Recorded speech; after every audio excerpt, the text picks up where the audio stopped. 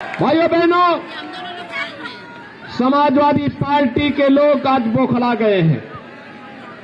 करहल में अपनी करारी हार को देखते हुए वे अब आपा खो चुके हैं। प्रोफेसर एसपी सिंह बघेल पर हुआ हमला उनकी इस कायराना हरकत को प्रदर्शित करता है, लेकिन चिंता करने की आवश्यकता नहीं भाइयों बहनों, चिंता करने की आवश्यकता नहीं।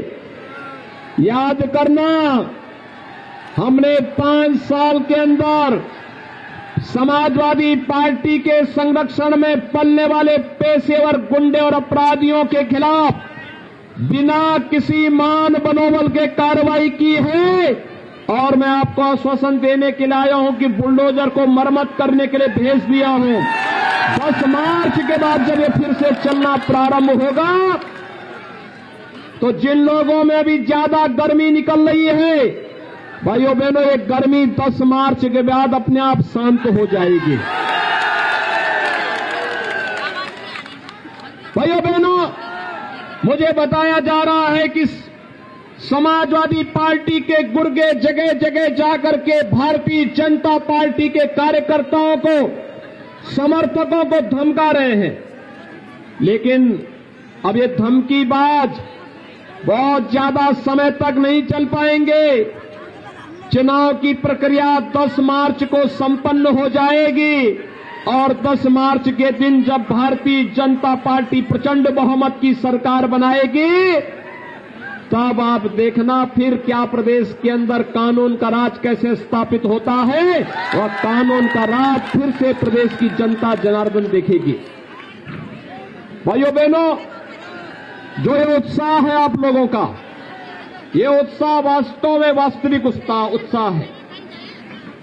मैं कल देख रहा था, जिस दिन नामांकन करने के लिए समाजवादी पार्टी के प्रत्याशी करहल में आए थे, उन्होंने कहा अब दोबारा सर्टिफिकेट लेने के लिए आऊंगा, लेकिन प्रोफेसर एसपी सिंह बघेल जी ने उनको 5वें दिन ही वापस यहां आने के लिए मजबूर कर दिया। वे बौखलाए हैं, परेशान हैं, आसमान से टपके और खजूर में अटके वाली स्थिति उनकी हो गई है। वैसे आप बहुत बुद्धिमान हैं। याद करना, आजमगढ़ ने उन्हें सांसद चुना और कोरोना कालखंड में एक भी बार आजमगढ़ नहीं गए, इसलिए वहां से उन्होंने लड़ने का साहस नहीं किया। उनको लगा कि नेताजी की विरासत को मैं हथिया लूं। एक तो आप देख रहे होंगे, मुझे कल एक तस्वीर से आज के समाचार पत्रों में बड़ी हंसी आई और बड़ी मैं अफसोस भी कर रहा था। बेचारा शिवपाल जो प्रदेश का नेता था, कल उसको बैठने के लिए कुर्सी भी नहीं मिली। कैसे वहां कुर्सी नहीं मिली और वह मुंह लटकाए बैठा था। क्या दुर्गति थी उसकी। और वह दुर्गति देखते हुए मुझे तो कल बड़ा लग रहा था कि कहां ये प्रदेश भर में घूमता था, हजारों लोग उनके साथ जाते थे। नेताजी का प्रमुख सिपा सालार हुआ करता था और कल उस बेचारे को कुर्सी का हत्था मिला बैठने के लिए, कुर्सी का हत्था। यानी आज के दिन पर अगर किसी व्यक्ति को आप दुर्गति का जीता जागता नमूना देख सकते हैं तो शिवपाल यादव उसका एक जीता जागता नमूना आपको मिल जाएगा। और दूसरा, नेताजी भी बहुत होशियार हैं। कल वे आए थे, वे जानते हैं करहल की जनता फैसला कर चुकी है कि प्रोफेसर एसपी सिंह बघेल ही उनका नेता होगा। तो नेताजी ने कल यही कहा कि भाई ठीक है, तुम लोग जो चाहो तय कर लो, अपना विधायक चुन लो। दूसरा व्यक्ति बोला जा रहा है कि नाम बोल दीजिए, नाम बोल दीजिए। वो कह रहे कौन लड़ रहा है यहां से सपा का प्रत्याशी, मुझे तो पता ही नहीं है। अब ये दुर्गति हो गई हो कि बाप पुत्र का नाम न जान रहा हो। तो भाइयों बहनों, ये सपा की पूरे प्रदेश के अंदर की दुर्गति को भी प्रदर्शित करता है।